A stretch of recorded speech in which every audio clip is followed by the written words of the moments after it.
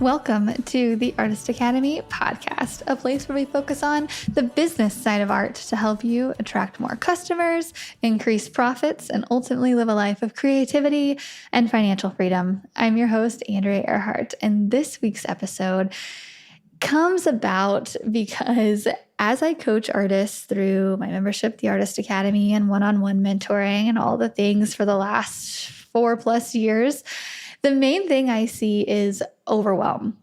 There's so much to do other than just painting that people get so overwhelmed and just don't do anything.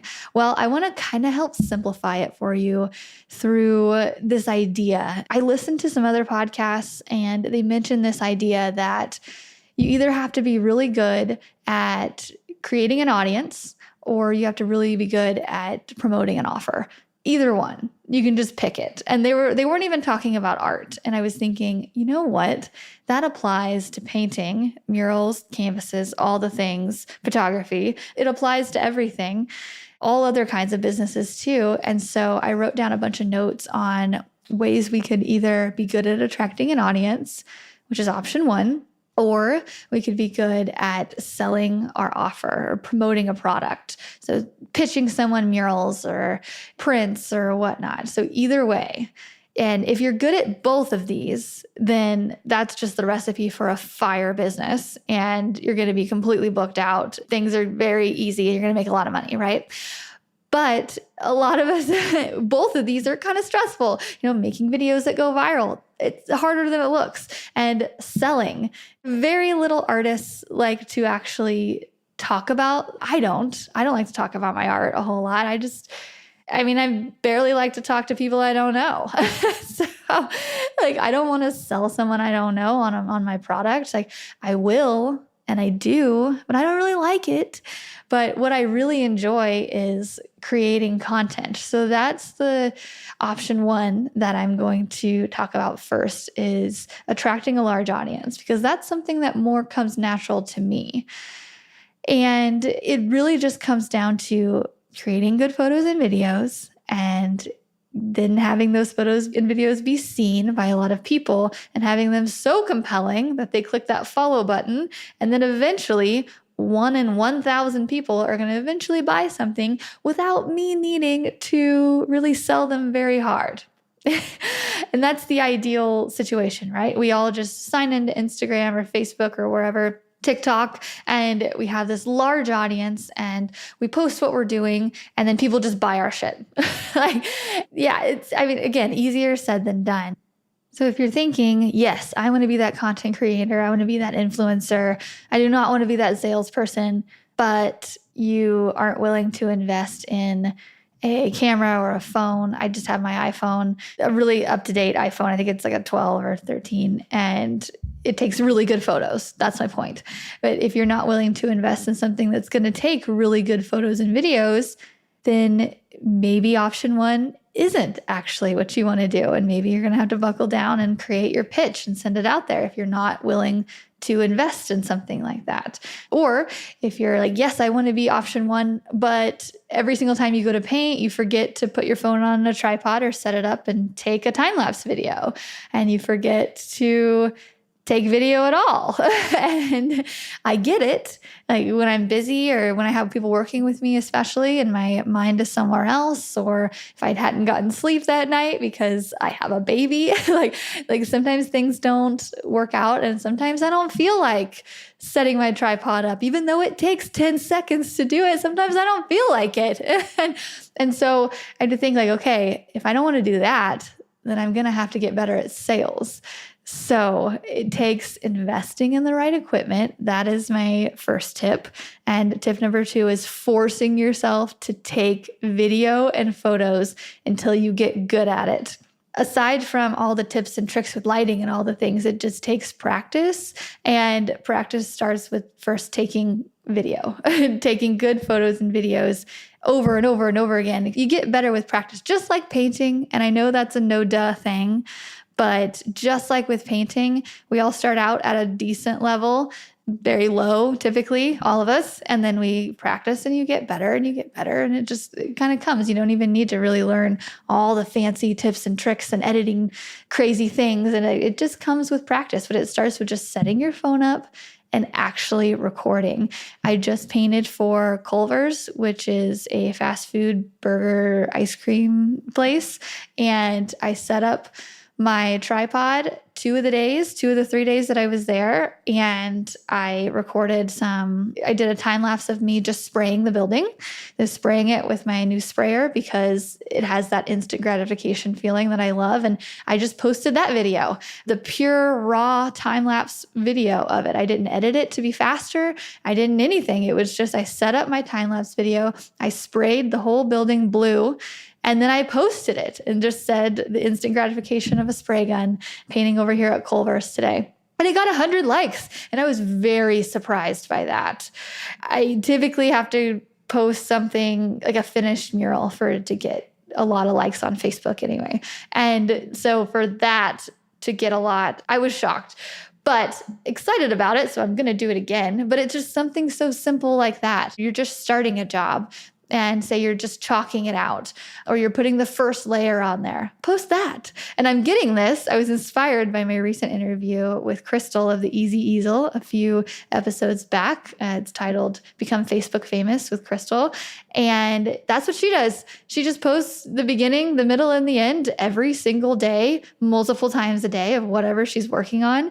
And that's what works for her. And I thought there is absolutely no reason I should not be posting multiple times a day. So it inspired me to do it. And just a simple time-lapse video of me spraying a building one solid color took off. People loved it. Who'd have thought?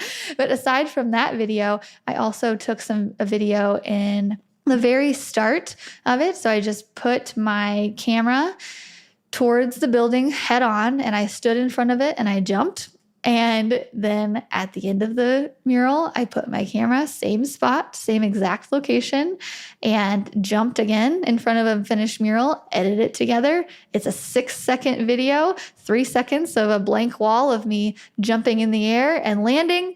And then on the second clip, it makes it look like it magically appeared to where I just jumped and the mural went from a blank wall to a finished mural. And that's another video that I took. I didn't do time-lapse video of the entire thing because it was one of those days where I didn't get much sleep and I just didn't feel like videoing. So also, it was very hot and I had someone working with me. So I just really didn't think about it. And it was just an off day. And however, on the next day when it was clouded, I didn't have someone working with me. I got a little bit more sleep that night. I was like, okay, I'm going to set my camera up on my tripod, and I'm just going to do a time lapse of me just finishing this one section. Painted a little bit of orange, a little bit of blue, and I just finished this one section. And I have a time lapse video of that. I haven't posted that one yet, but I plan to. And another one at the very end, I was taking off tape from the wall. So I just videoed my hand peeling the tape off and stepping back and slowly just kind of giving the final reveal or the final little touch up of taking the tape off, and then you see the final mural there.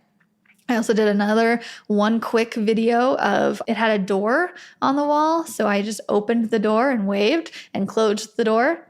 That's it. 5 seconds worth of video, but so much. So I did multiple time lapses, not the whole thing, but a few of them, a couple, beginning to end stuff, multiple things that I'm going to post over and over again because this Culver's job is a big brand and it's a job that I want. I want to get those bigger brands with the bigger walls because I know that I'm able to charge more and it looks good on a resume, and that's what I want. So instead of posting it once, I'm going to post it 7 different times over the next coming weeks in a different way because I know that my audience is going to see maybe half of those posts, maybe.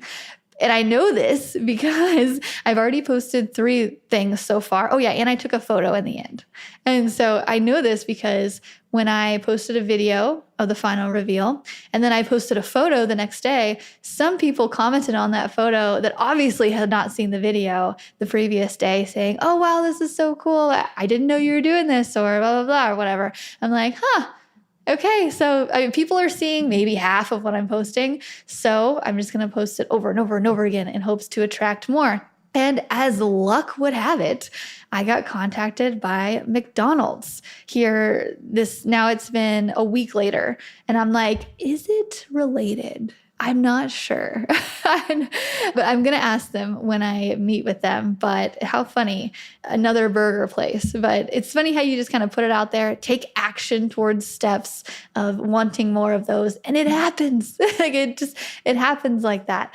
Another couple tips, if you want to be a content creator, getting lighting right, understanding composition is, I think, a huge leg up that I have. I have that photography eye, and I'm not sure how much practice came about that or if it's just kind of a natural instinctual thing, but I know it can be practiced. So just like painting, but I have the eye for composition and I know what looks good in a photo, and I've always done it. I've always just taken photos and position things close up to the camera versus far away. And just, when you're somewhere and you're with your friends or wherever and you say, hey, someone, can you take my photo? And you hand them your camera and they take a photo. This drives me nuts. And they cut off your knees, but they leave so much room above your head, like feet, like many, many feet of room. But they for some reason cut off half your outfit. Drives me insane. Those people have no idea what a composition frame is. No clue. So if you don't know, you can learn. You can just take a quick YouTube course. That's it. Figure out where things look good and eventually it'll come naturally. But I think that is a vital step. So that could be a step one. Say you want to be a content creator, but you have no idea what composition even is. Step one. There you go. Watch a YouTube video about it. It'll show you what to do, what not to do. I personally don't have one, but I'm 100% positive there's something on YouTube for free that you can watch in 20 minutes that will get you up to speed and then you can practice it. So step one, have good composition, because I see a lot of videos where I look at it and I'm like, oh, I would definitely zoom in that video and have way better lighting in that. And then it would just be a whole different video. Position yourself and your art as the main show in those photos and videos, yourself and your art. It doesn't usually really matter what else is around. People just need to clearly see your art and clearly see you as a bonus. So your art and then you as the secondary character. Nothing else really matters unless you're in a beautiful field and that looks cool. But so just try zooming in, try doing farther away, try doing the middle ground. But I will typically try to cut out a lot of the background if I'm doing posts about my art. So that's another tip. Another just really quick tip that I won't spend a ton of time on, but clean your lens before you go and shoot. Because there's so often I see artists that will record with, and I can't tell if it's just a dirty lens or if it's a bad quality camera or phone. And that's what that does. So if you have a good quality camera or phone, but your lens is dirty, it makes it look like you don't have anything of quality. So clean it off really quick. Just take your shirt, brush it off, because our hands are oily and our hands are touching our phone all day. My hand is, and all the time I clean off my lens. So big tip. Another one, get a tripod and take that tripod everywhere. Keep it in your car, because anytime I take my tripod out of my car, I forget to put it back. And then I get on a mural site and I'm like, dang it. So it's way, way, way better quality than when you put your phone on the ground or somewhere else, or you ask someone else to take a photo for you. It's just so much easier to have a simple little tripod, get one on Amazon and carry it around with you. They fold down, they're portable. Invest in a tripod if you want to do this, this number one option here of being a content creator. And the final icing on the cake, if you go and you do all these things and you take really good quality photos and things, I've had artists come to me and say, hey, what am I doing wrong? I feel like I'm not getting the reach. And whenever we post this, we're kind of hoping it'll go viral. We hope our reel is just going to hit that perfect little groove and just take off because we used the right sound and we used a catch in the beginning to get people's attention and all the things. And say we're doing all of that. but it's still not happening. I've had artists come to me and ask, what am I doing wrong? And I look at their videos and I'm like, you have great quality videos. You're using trending sounds and it looks really good. It keeps my attention. My biggest advice to them is share it outside of your own social media. Don't just post it on your own Instagram. Post it on Facebook too. And say if you're posting on Facebook and Instagram too, go on over to LinkedIn. There's not a whole lot of cool quality videos of artists on LinkedIn. Go there. That's an empty canvas for you to put all of your stuff on, and you'll get way more attention over there after time. Also, Facebook groups. Go into your niche Facebook groups or your local Facebook groups. I say this over and over again because it works. Go into we have one that's called I Love Springfield, and I go in there, a bunch of community groups. If I created something recently that's in Springfield, I will post it in there. Say I had so much fun painting this. And that's it. And then I get so much attention from it. So post it outside of your own just typical Instagram things. Like figure out different platforms to post it on. Also, YouTube Shorts is a thing. I'm getting a lot of views on YouTube Shorts. So YouTube Shorts, LinkedIn, Facebook groups, all of those places. Cross post. I also do a little bit of Twitter and post it everywhere because you never know who's going to see it. Another thing, prompt your audience to share it for you. Just not every time, but every once in a while, say, if you liked this, share it. Or I would really love if you could help promote my business. I am doing May Mural Month or whatever, make up your own thing. Please share my video. Even just saying that will prompt people to do it. Whereas if you don't say that, they won't. And I know that because very few people share my stuff. But when I do say, share this, they do. And it's not 100 people sharing it. It's a few, but sometimes that's all you need. Also, if you want people to comment, ask them to comment, ask their opinion. Oh my gosh, it's amazing to me how many people comment telling me their opinion.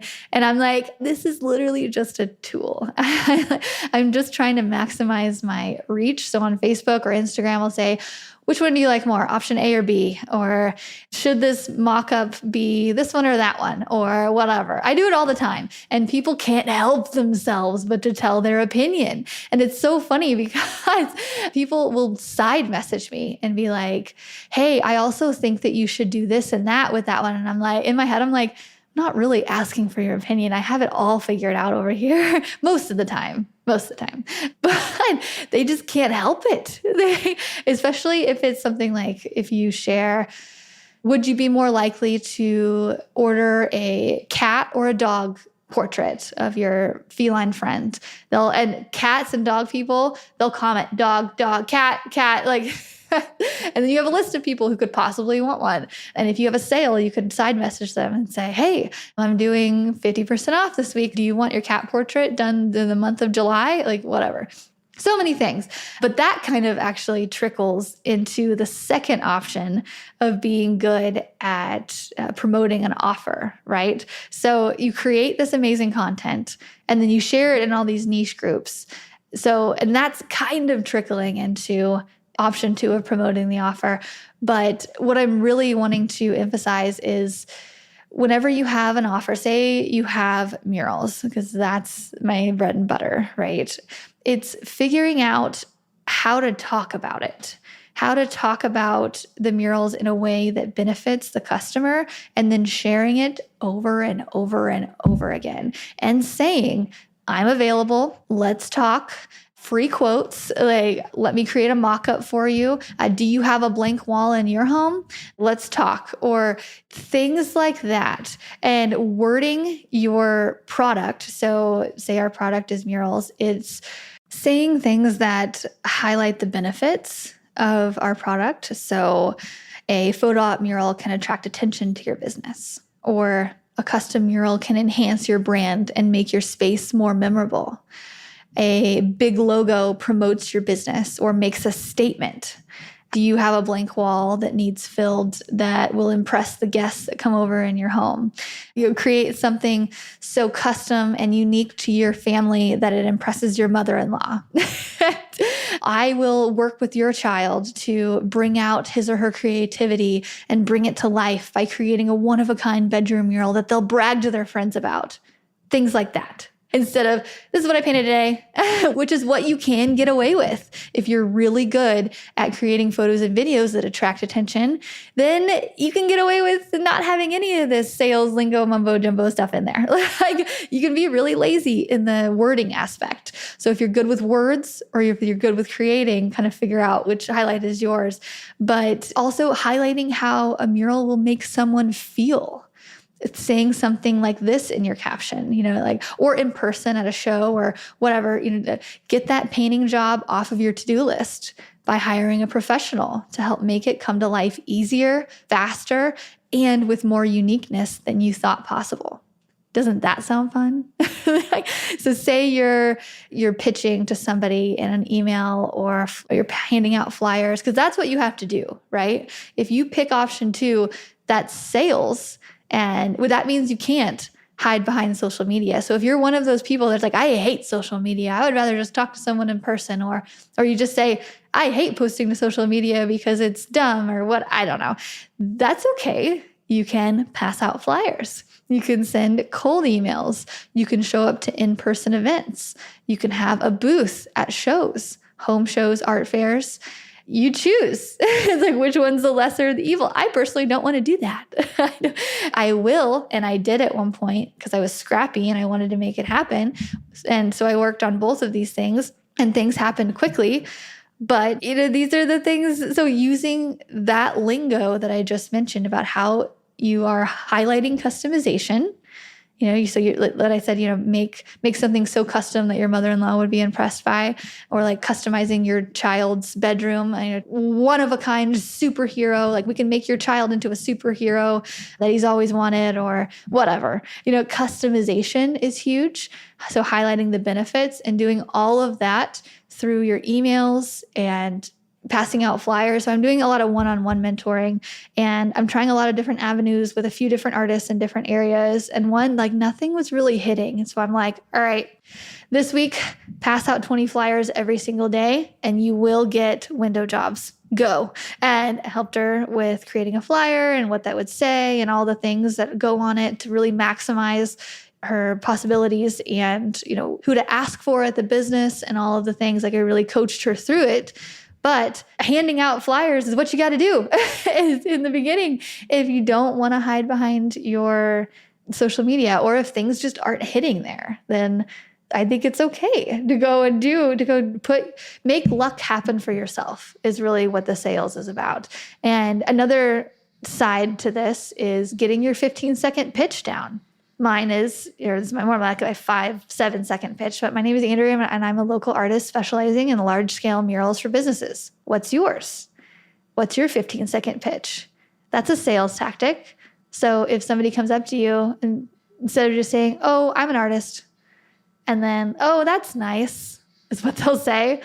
And then they think, I wonder what their real job is, or how are they making money? And sometimes they'll ask and sometimes they won't. And sometimes you'll just move on to the conversation. But if you say, hi, my name's Andrea, I'm a local artist specializing in large scale murals for businesses, they'll say, large scale murals? What kind of businesses do you work for? And then the conversation just goes from there. But I have a section in my book, so I'm going to pitch my book to you real quick. This is the sales side of this. I am 100% pitching you when you're hearing ads in this podcast and when I'm making posts about my book on my Instagram or wherever. But I'm highlighting the benefit to you right now by saying I have a whole section in my book about how you can nail down your 15-second pitch. And so if you go to muralmoney.com, you can go to it, and for just $17, you can buy my book and you can go straight to the sales. I have a whole chapter on sales and how my husband helps with sales because he is a natural born salesman. And so he's helped me refine a lot of my stuff. And so if you want more help on the sales side and this overview was enticing, but it's not giving you quite enough, then go get my book, muralmoney.com. It's more than just murals. It's all the things, all art business, any kind of making money with a paintbrush. And for just $17 right now, you can buy it and you can go refine your 15-second pitch and so much more. Anyway, okay. getting back to this sales, but yeah, you were just sold to and it didn't feel that bad, did it? You didn't, I'm not listening to this. Oh no, like I'm trying to help you. This is, we're on the topic. So if you're on the topic of art already, right now we're on the topic of selling yourself and doing your 15-second pitch. So I say, hey, by the way, I have this product. It's okay for you to do the same thing. It's okay for you to do the exact same thing I did. It's still not completely natural to me to do it if I'm just being completely open, but I do it out of habit now. And I do it because I know that I'll make sales from it and I know that I'll help you. So those two things combined, even though it's just kind of a weird thing in general, I still do it because I know it benefits both of us. So when you're talking to somebody about art, it's okay for you to say, do you have a blank wall in your home? Everybody's going to say yes. It's like, well, all this week I've been painting blank walls in homes and making them way more eye-catching and just highlighting what you're doing. Or you could say, all this week I've created mock-ups for customers to show them how I can turn a blank wall into a statement wall. And you're not even needing to buy artwork to put on the wall. It's the whole wall is a statement and it fills the whole room. So that's the only thing you need to do in that room. You could highlight the benefits in that way. And you can say, if you ever want a mock-up made for your blank wall, let me know what you'd like in there and what colors, and we can create that really quick. Simple, easy, and easier said than done, because I know in person, I'm like, like it comes out fluid now, but in person, sometimes not so much. But again, that's where practice comes in. So if you're thinking, okay, yeah, I really don't like social media and creating video, the tech is just too hard, I don't want to learn it. I would rather just talk to people about my offer and just learn a couple little sales pitches and just say those the same sales pitches over and over. Because that's what you can do, right? Just sharing your art on social media and saying a version of the same thing over and over. I was thinking how I could be better at this because I have a large audience and I don't sell to them very often because I'm lazy. And I know that I can get away with that because it works and my calendar is booked without selling. So I'm lazy about it. But something that I can do and that I should do and that I'm going to and that you could do is just very simple. After I post my content, just have one simple sentence of something that says something like, I'm currently booking into August and I charge on average $25 per square foot. Email me or DM me or whatever. Or if you want to put your phone number out there and you'd be brave, which no, but whatever, contact me and give them a specific way to contact you. To see how, or for a free quote. So I'm booking into August. My average mural rate is $25 per square foot. Contact me via direct message for a free quote. Simple. That, if I added that to everything, I would get way more people reaching out. And I think you would too. And it's just something so simple like that because it's telling people your price, your availability, and it's for free. They can contact you for free because people don't want to bother you. They don't want to have to pay straight up. And when people reach out, this is what I do.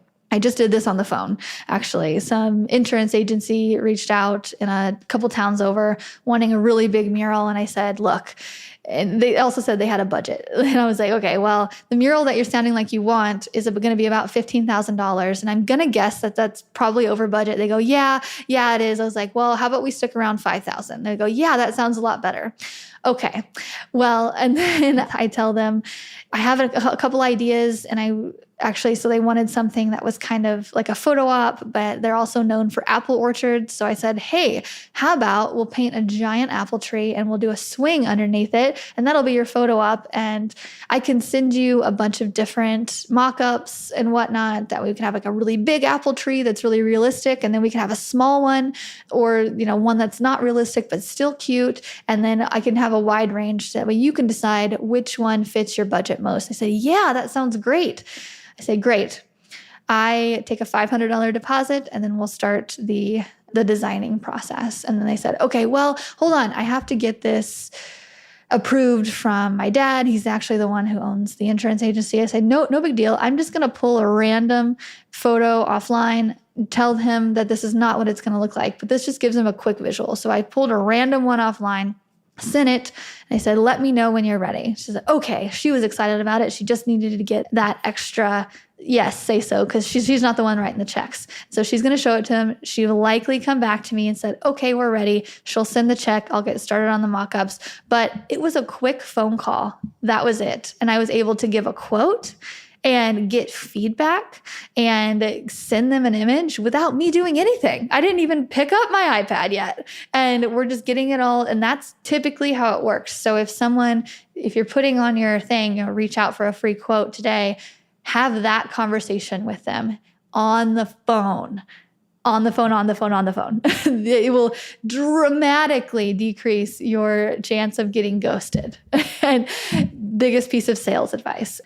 All right. Well, hopefully I simplified the sales pitching process of it enough, but I just want to highlight really quick. It takes repetition. Sending 100 cold emails before you expect one yes.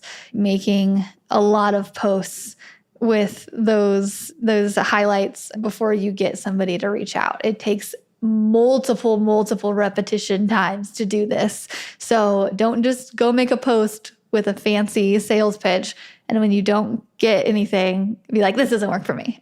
No, it takes a lot. But there is a light at the end of the tunnel, and that once you've been doing this for so long, say a year, and you really give it a year. I was actually on the phone with an artist last week. They're like, hey, I really want to make this work. What's my timeline? Realistically, how soon can I actually do this full time? And I said, well, how many hours can you devote a day? And she's like, well, I'm not really doing anything, so I could do a lot. I was like, well, if you devoted 5 hours a day to pitching and sending out cold emails and promoting, I think you're going to be booked by the end of the month.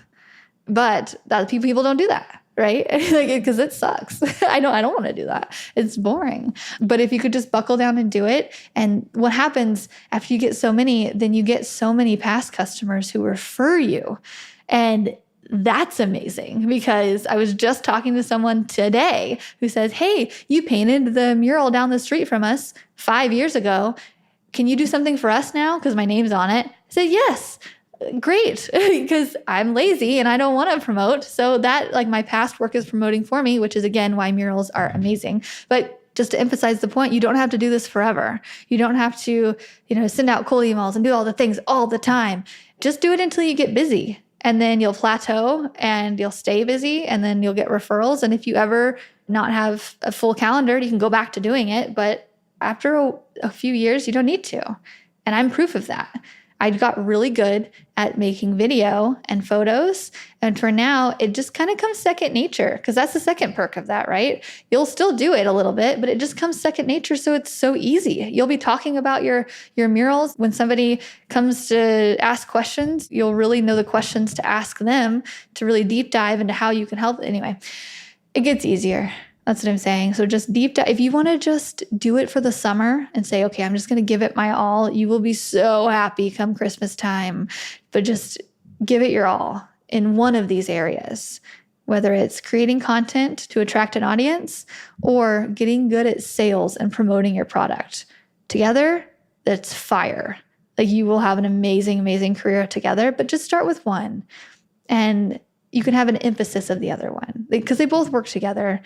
But you really only have to be really good at one of those, either one. I see people with small audiences get lots of jobs because they're out promoting themselves. Like have less than 1,000 followers on Instagram, and they're getting big brand jobs. On the other hand, there's people with hundreds of thousands of followers or tens of thousands, and their inboxes are blowing up because so many people are seeing them. So either one, but you pick. But you can either go the content creation, which also is consistency, posting a video and a photo a day. That's what that requires, not just once a week. And then sending out multiple sales pitches is also what the sales side requires, not just once a week, multiple times a day. Give it your all. Okay, that's my pep talk. I'm going to get off my soapbox, and I'm going to maybe go paint or something, or nap. That sounds good too. Okay. I will see you next week. If you found this helpful, let me know. That way I feel like I'm showing up to this mic and not just preaching and feeling like I'm saying the same things over again. I want to know that it helps you. So if it does, just let me know, and that would make me really happy. Okay. All right. Have a great rest of your week, and I'll see you next week. Thanks for listening to another episode of the Artist Academy podcast. I've been putting out at least one episode per week for more than 4 years on this podcast, and it's really cool to see those download numbers go up and up as time goes on. And that's because artists like you listen and share these episodes. So really, when I say thank you, I mean it.